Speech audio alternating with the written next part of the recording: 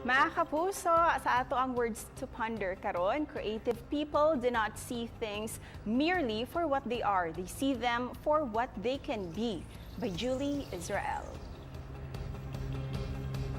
Daghang salamat mga kapuso sa pag-uban ning laing adlaw sa atong pagpanag-uban hangtod sa sunod higayon dinhi gihapon sa GMA Regional TV Live.